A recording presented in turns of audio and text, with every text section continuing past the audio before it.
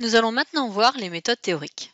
Donc les méthodes théoriques sont nombreuses. Elles se basent sur un modèle connu du système à régler, donc une fonction de transfert par exemple, pour déterminer les paramètres du régulateur.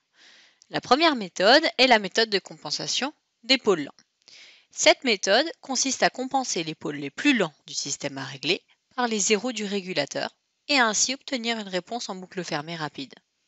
Puisque le régulateur PID ne peut avoir que deux zéros, on ne peut compenser que deux pôles et un régulateur PI ne peut en compenser qu'un seul. Prenons l'exemple 5.4, où G est le gain statique, taux 1 est plus grand que taux 2, qui est plus grand que taux 3, et qui sont toutes les trois des constantes de temps. Les pôles sont, du plus lent au plus rapide, moins 1 sur taux 1, moins 1 sur taux 2, et moins 1 sur taux 3. Le plus lent est bien sûr celui dont la constante de temps est la plus grande. La fonction de transfert du système en boucle fermée est donnée par cette formule.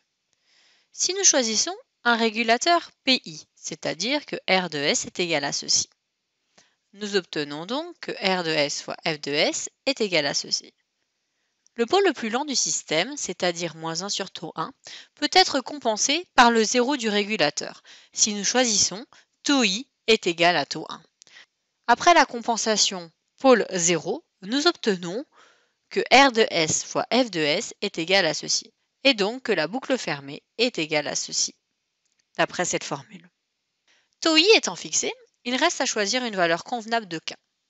Celle-ci doit se faire en sorte que les pôles de la boucle fermée soient stables et dans une position assurant une certaine rapidité et un dépassement raisonnable. Une façon de faire est de tracer le lieu des racines et on choisira par exemple la valeur de K la plus grande possible pour laquelle tous les pôles restent à l'intérieur du cône assuré dans la figure.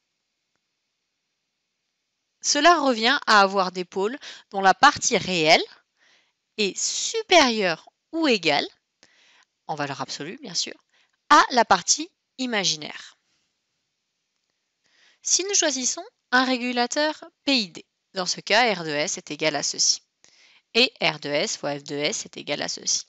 Les deux pôles les plus lents du système, donc étant moins 1 sur taux 1 et moins 1 sur taux 2, peuvent être compensés par les zéros du régulateur, qui sont les racines du polynôme S carré taux I taux D plus S taux I plus 1.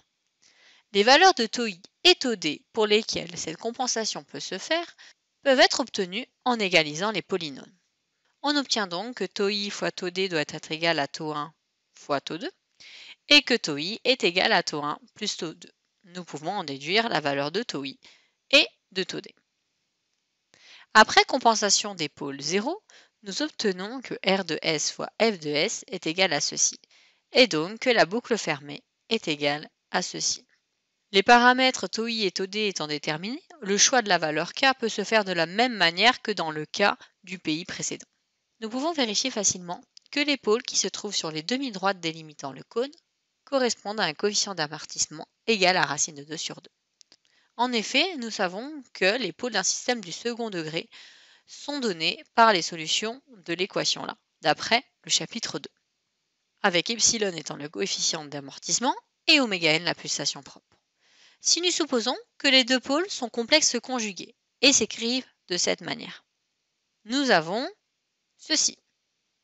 Par identification, nous obtenons que oméga n carré est égal à sigma carré plus oméga carré et que 2 sigma oméga n est égal à 2 sigma, ce qui revient à ceci.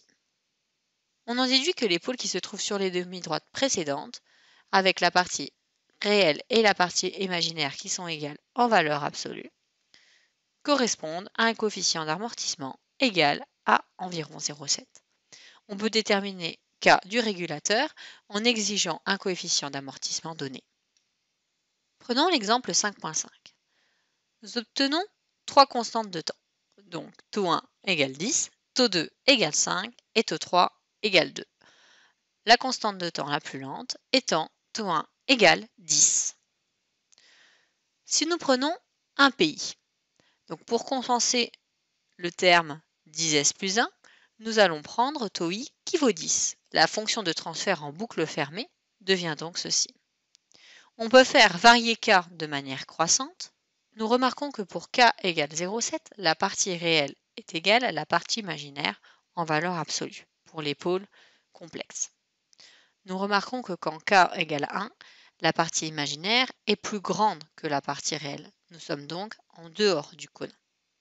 Nous remarquons donc que la meilleure valeur à prendre est la valeur de k égale 0,7 si nous acceptons un dépassement, car le dépassement sera acceptable et le système sera rapide. Reprenons le même exemple pour un régulateur PID. Cette fois-ci, il faut compenser les termes 10s plus 1 et 5s plus 1.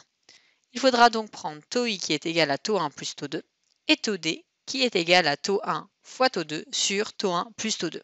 Nous obtenons donc un taux i qui vaut 15 et un taux d qui vaut 10 tiers, 50 sur 15. La fonction de transfert de la boucle fermée devient donc ceci. Si nous faisons varier k, nous remarquons que la partie réelle de nos pôles complexes est égale à la partie imaginaire en absolu pour k égale 3,8. Nous constatons donc que c'est la meilleure valeur à prendre pour que notre système soit rapide en tolérant un dépassement acceptable. Cette figure permet de comparer les résultats du régulateur PI et du régulateur PID. Nous remarquons que le PID est dans ce cas le plus performant. Il est plus rapide que le système en boucle ouverte. L'une des performances importantes des régulateurs PI et PID est la capacité de résorber les perturbations constantes. Prenons l'exemple du système précédent, auquel nous appliquons deux perturbations. V1, qui est égal à 0,5, en t égale 40 secondes, et V2, qui est égal à 0,5 également, en t égale 150 secondes. Le résultat de la régulation est illustré ici. Nous pouvons constater que les deux perturbations ont été totalement résorbées par le régulateur grâce au terme intégrateur.